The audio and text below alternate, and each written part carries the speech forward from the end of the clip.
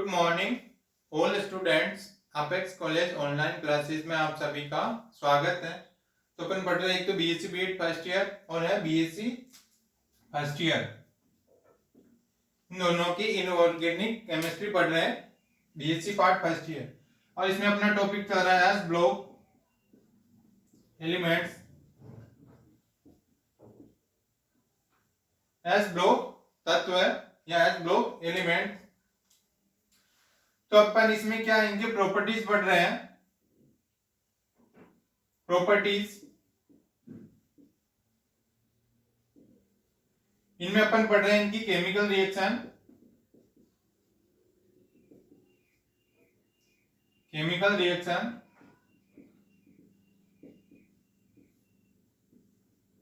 Chemical reaction पढ़ रहे हैं, जिसमें अपन सबसे पहले पढ़ रहे थे वायुमंडलीय,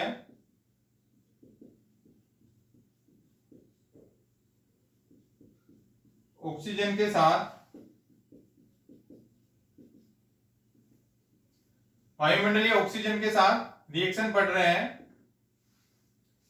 केमिकल रिएक्शन, जिसमें है वायुमंडलीय ऑक्सीजन के साथ यानी एस ब्लॉक एलिमेंट की यदि वायुमंडलीय ऑक्सीजन के साथ क्रिया करवाता है तो क्या बनता है। एक तो इसमें नॉर्मल ऑक्साइड बनते हैं, सरल ऑक्साइड बनते हैं और पेरोक्साइड बनते हैं और सुपर ऑक्साइड बनते हैं, जो अपन कल देख लिया था। अब जैसे इसमें क्षार धातु का देख लिया था, अब देखते हैं क्षारीय मृदा धातु का।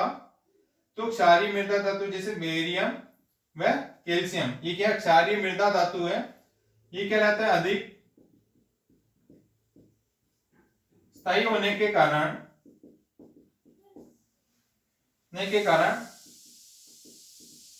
वायु में खुला रखने पर ये क्या रहेंगे, अप्रभावी। यानी जैसे क्षार धातु की अपन कल देख ली थी, क्षारीय मृदा धातु है ये, जैसे इसमें बेरियम और कैल्शियम, इसमें से ये क्या होते हैं, अधिक स्थायी होने के कारण यदि इसको वायु में खुला भी छोड़ देते हैं जिसमें इनके ऑक्साइड नहीं कर बनेंगे, क्योंकि ये अप्रभावी रहती है, ऑक्सीजन के साथ ये क्रिया नहीं करते हैं। जैसे इसमें आता है मैग्नीशियम, क्षारीय मृदा धातु है, तो इसकी रिएक्शन यदि इसके साथ कराएंगे ऑक्सीजन के साथ तो ये क्या बनाएगा, मैग्नीशियम ऑक्साइड बनाता है प्लस N2। यदि वो नाइट्रोजन के साथ अभिक्रिया करेगा तो ये बनाएगा Mg3N2 मैग्नीशियम नाइट्राइट,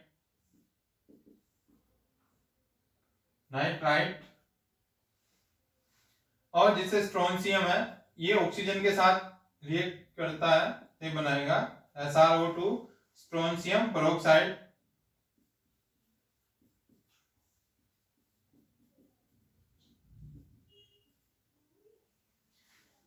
तो यानी ये भी क्या रहेंगे, क्षारीय मृदा धातु है, इन दोनों को छोड़कर ये भी क्या बनाएंगे, ऑक्साइड और पेरोक्साइड बनाते हैं यदि इनको वायुमंडल में खुला छोड़ देते हैं। तो ये तो हो गई इनके ऑक्सीजन के साथ अभिक्रिया। अब नेक्स्ट आता है, नेक्स्ट इनकी केमिकल रिएक्शन है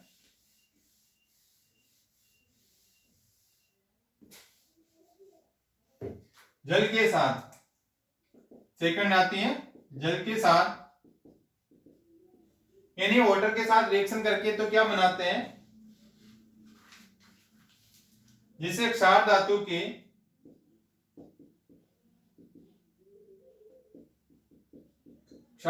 की आईपी या आयनिक पोटेंशियल या आयनन विभव कम होने के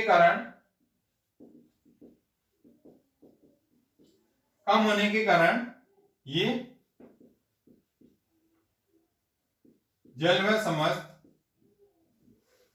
सक्रिय हाइड्रोजन यौगिकों के साथ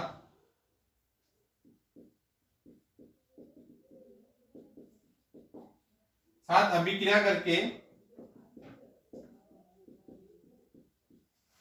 करके ये हाइड्रोजन H2 गैस मुक्त करते हैं।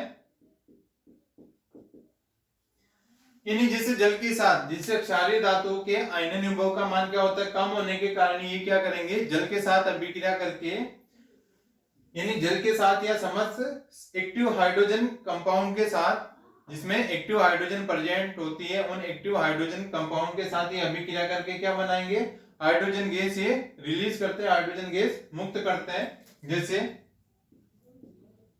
ये सोडियम हो गया, इसकी रिएक्शन अपन करवाएंगे जल के साथ, तो ये क्या बन जाएगा, NaOH, और हाइड्रोजन गैस मुक्त करता है।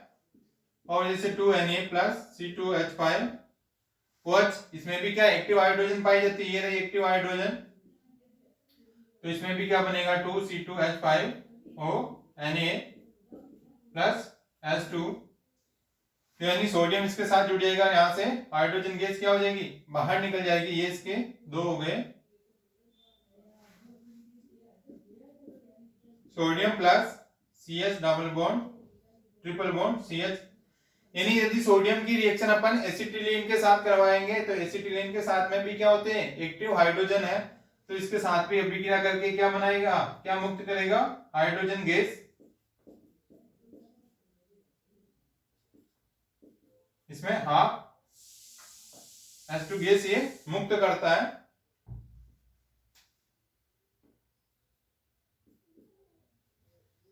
यानी क्या करेंगे, क्षारीय धातु क्या करेंगे, जो इनको आयनन विभव का मान कम होता है, जिसके कारण ये एक्टिव हाइड्रोजन या वाटर के साथ रिएक्शन करके हाइड्रोजन गैस को रिलीज करते हैं। अब आता है क्षारीय मृदा धातु।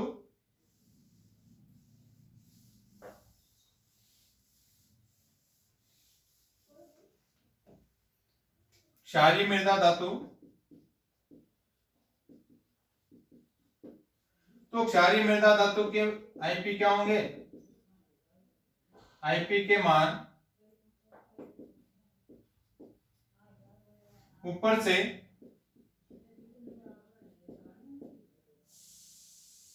नीचे जाने पर क्या होते हैं, कम होते हैं। इसलिए इनकी क्रियाशीलता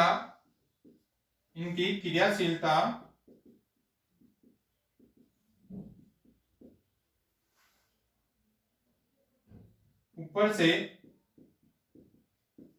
नीचे, इनकी अभिक्रियाशीलता ऊपर से नीचे जाने पर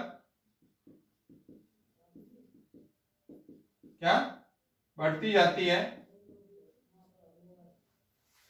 इन्हीं क्या रहेंगे, जैसे क्षारीय मृदा धातु में क्या होगा, आयनन विभव के मान ऊपर से नीचे जाने पर क्या होते हैं, कम होते हैं, इसलिए इनकी अभिक्रियाशीलता भी क्या हो जाएगी, ऊपर से नीचे जाने पर बढ़ती जाती है। यानी जिसकी आयनन विभव का मान क्या होगा, कम रहेगा, तो उसकी अभिक्रियाशीलता क्या होगी, ज्यादा होगी। यदि आयनन विभव का मान ज्यादा होगा तो उसकी रिएक्टिविटी क्या हो जाएगी, कम हो जाएगी। तो इसमें क्या हो जाएगा, आता है जैसे बेरियम जल के साथ अभिक्रिया नहीं करता है,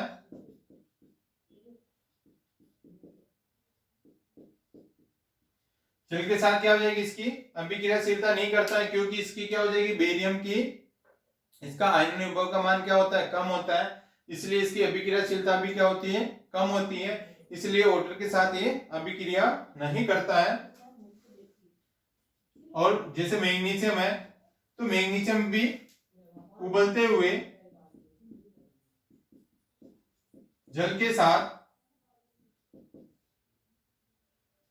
जबकि शेष धातु ठंडे जल के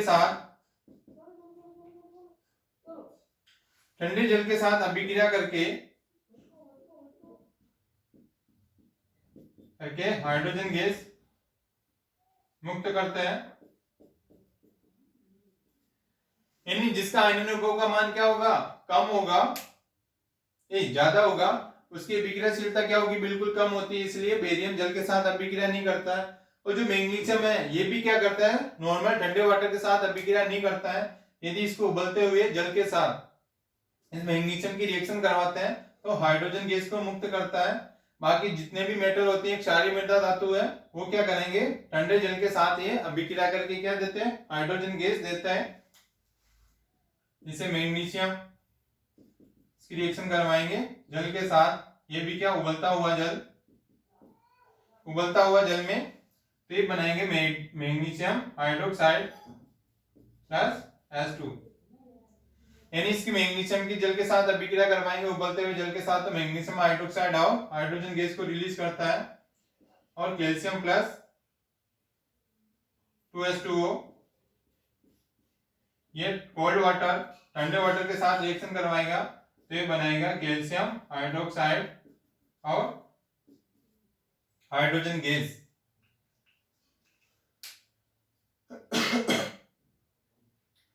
तो ये हो गई इनकी जल के साथ रिएक्शन। अब नेक्स्ट रिएक्शन आती है इनकी, यानी ये भी क्या करेंगे, जल के साथ क्रिया करके हाइड्रोजन गैस को मुक्त करते हैं क्षारीय धातु की तरह। अब नेक्स्ट आती है इनकी थर्ड केमिकल रिएक्शन, पहली ऑक्सीजन के साथ जल के साथ। अब नेक्स्ट आती है क्षार धातु मरकरी के साथ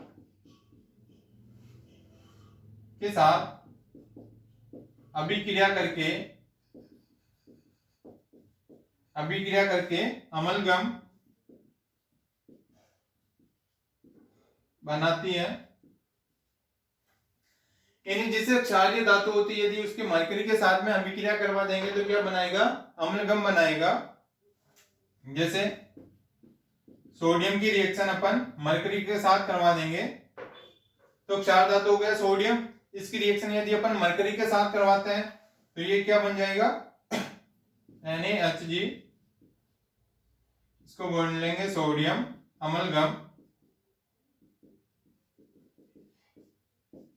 तो ये क्या बन जाएगा, अमलगम। यानी यदि क्षार धातु की मरकरी के साथ रिएक्शन करवाएंगे तो अमलगम बनता है, सोडियम के साथ करवाएंगे तो सोडियम अमलगम। और इस प्रकार से नेक्स्ट रिएक्शन आती है इसमें अधात्विक तत्वों के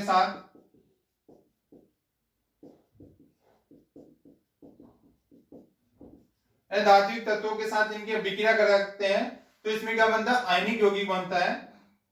तो इसमें बनेगा आयनिक यौगिक बनता है।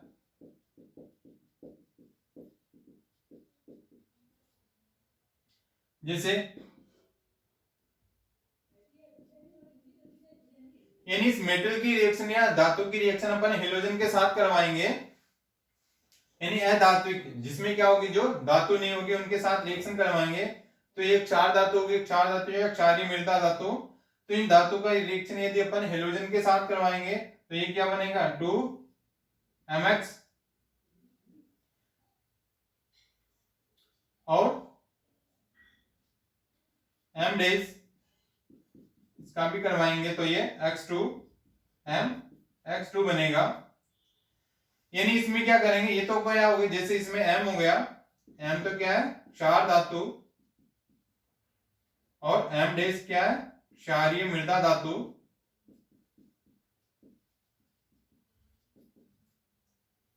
और X क्या है, इसमें क्लोरीन ब्रोमीन। देखो क्षार धातु में कोई सी भी क्षार धातु के साथ में रिएक्शन करवाएंगे और हेलोजन के साथ तो क्या बनेगा, 2MX। जैसे सोडियम के साथ करवाएंगे तो क्लोरीन के साथ तो क्या बन जाएगा, NaCl। और NaCl क्या हो जाएगा, आयनिक यौगिक हो जाएगा, जैसे 2Na प्लस Cl2, ये बन जाएगा 2NaCl पॉजिटिव और नेगेटिव। तो ये क्या बन गया, आयनिक कंपाउंड। इसी प्रकार क्षारीय मृदा धातु भी क्या करेगा, हेलोजन के साथ रिएक्शन करके MX2 बनाते हैं। ये तो हो गई इनकी केमिकल रिएक्शन।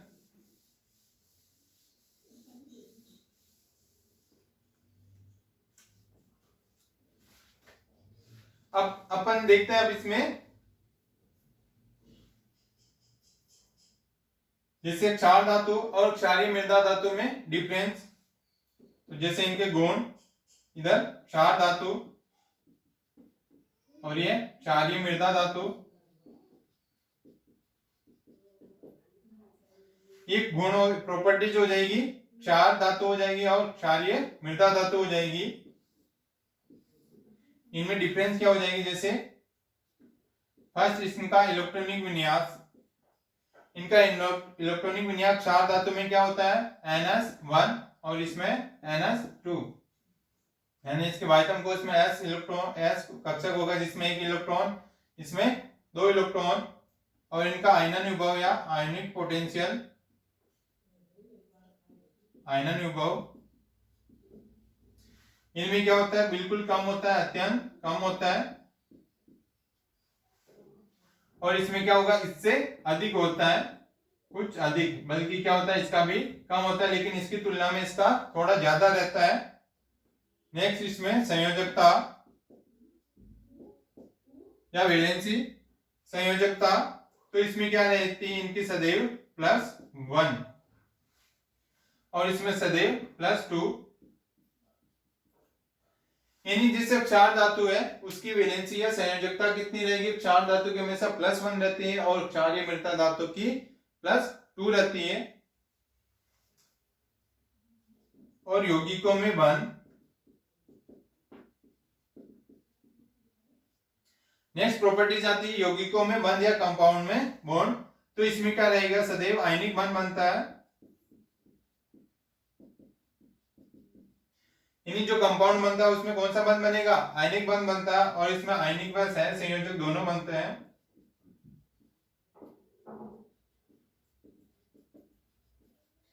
इसमें आयनिक बॉन्ड व सह संयोजक बंध दोनों बंध बनते हैं क्षारीय मृदा धातु में, और क्षार धातु में आयनिक बंध बनता है। और नेक्स्ट होता है कार्बोनेट। कार्बोनेट तो ये क्या बनेगा, जो कार्बोनेट बनेगा ये क्या बनेगा, क्षारीय तथा स्थायी होता है, और ये क्या हो जाएंगे, गर्म होकर विघटित हो जाते हैं। इन्हीं कार्बोनेट बनते हैं, जैसे क्षार धातु की कार्बोनेट बन जाएंगे, तो ये क्या बनेगा, जो बनेगा वो क्या रहेगा, क्षारीय होगा, बेसिक होगा, तथा ये क्या रहेगा, स्थायी, यानी उसकी स्टेबिलिटी रहेगी। और ये जो क्षारीय मृदा धातु के जो कार्बोनेट बनता है ये क्या हो गए, जो अगर इसको हीट करते हैं तो इसका क्या हो जाएगा, ये विघटित हो जाते हैं, यानी टूट जाते हैं। तो ये इनके क्या हो जाएंगे, इनके प्रॉपर्टीज, ये डिफरेंस क्षार धातु और क्षारीय मृदा धातु का। अब नेक्स्ट आता है जैसे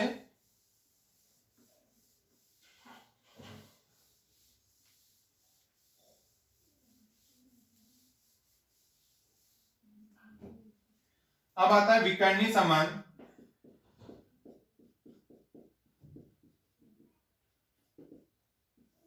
विकर्णी संबंध या डायगोनल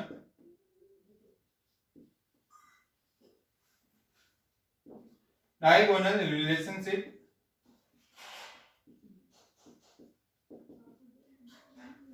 विकर्णी संबंध या डायगोनल रिलेशनशिप तो क्या हो जाएगी कि जैसे क्षार धातु और क्षारीय मृदा धातु, क्षार धातु एवं क्षारीय मृदा धातु, मृदा धातु के साथ विकर्णी संबंध,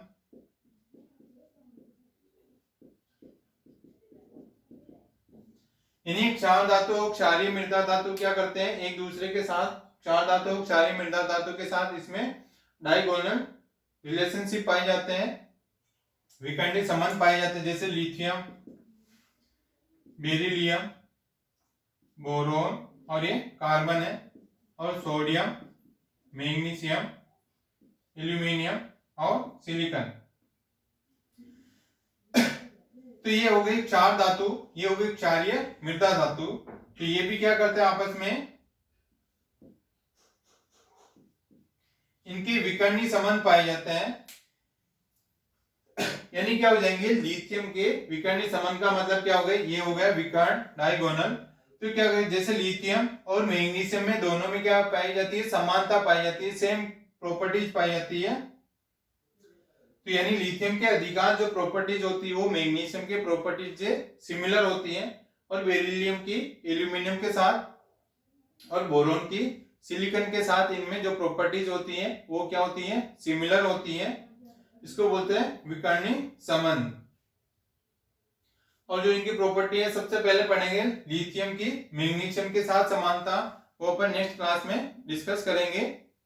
इनको बोलेंगे डायगोनल रिलेशनशिप, यानी लिथियम की मैग्नीशियम के साथ, बेरिलियम की एल्यूमिनियम के साथ, बोरॉन की सिलिकॉन के साथ, इस प्रकार इसमें डायगोनल रिलेशनशिप पाए जाते हैं।